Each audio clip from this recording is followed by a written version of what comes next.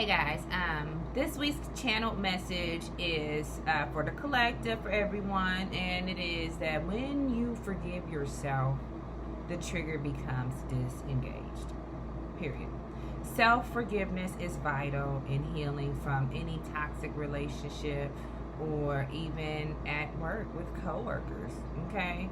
So the moment you forgive yourself, they lose their power.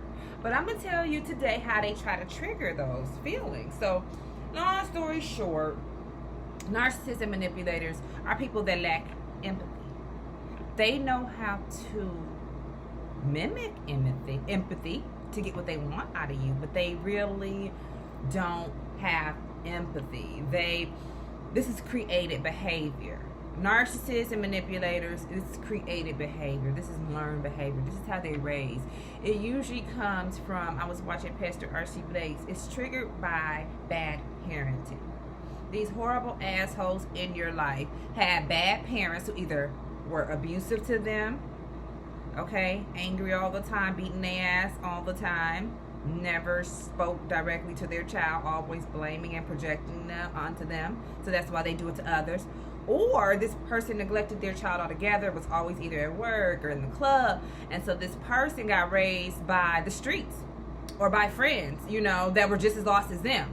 But overall, it's someone that grew up having to fend for themselves and having to topple over others to get recognized or to get validation, even in their own households, as it pertains to bad parents, and they had to act out to get attention from their parents. So that's what they do in the real world.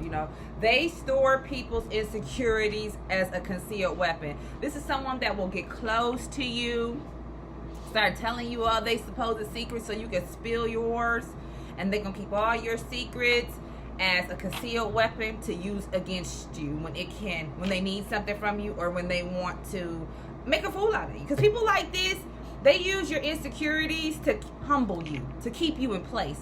This could be in a relationship with a narcissist, or this could even be at coworkers.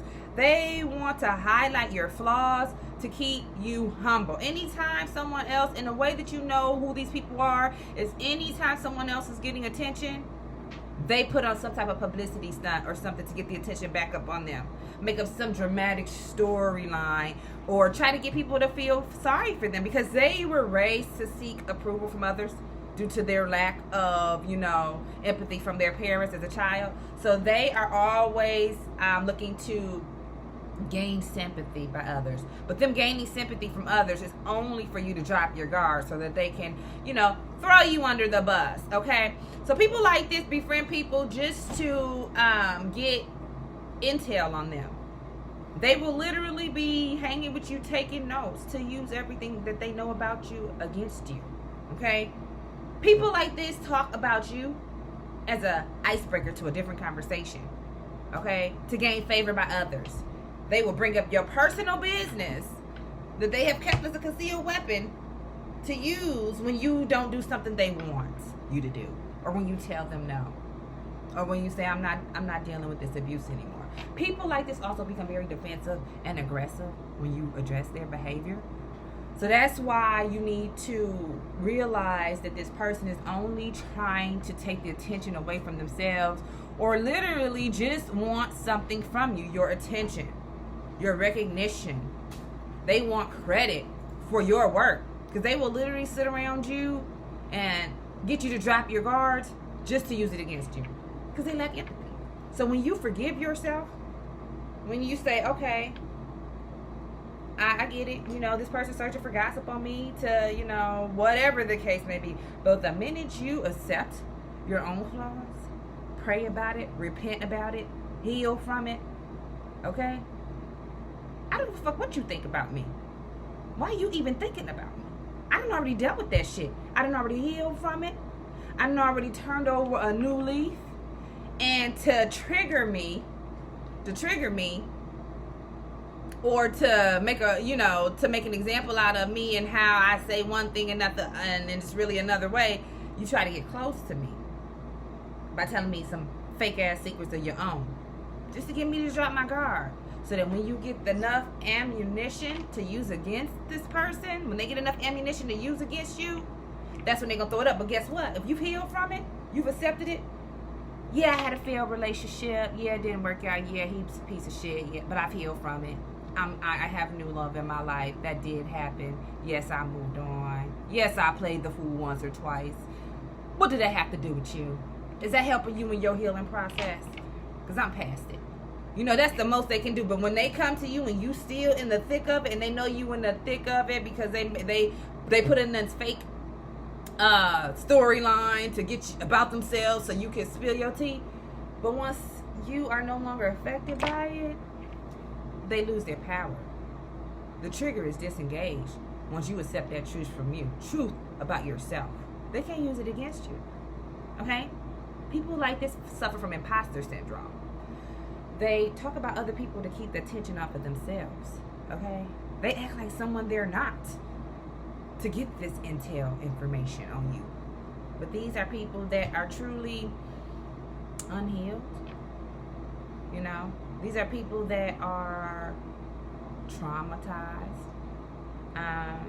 And these are people that you need to steer clear from. Disengage. Don't like their the comments on social media. We got a lot of narcissists by default on our timeline. We was just talking about this. Disengage. Don't even comment on the fuckery. Don't even piggyback off a post to tell your side of the story, because narcissists love attention. They know they're wrong the whole time, but just to keep a storyline going, just to frustrate you, just to keep the attention on them, they will continue to gaslight you and then bring others into the mix. Okay? So these are people that love attention, but at the expense of other people. And the way they get your information is by getting you to drop your guards. So the best thing to do is stay away from small talk with people like this. You don't have to be rude, but let's just keep it to the point.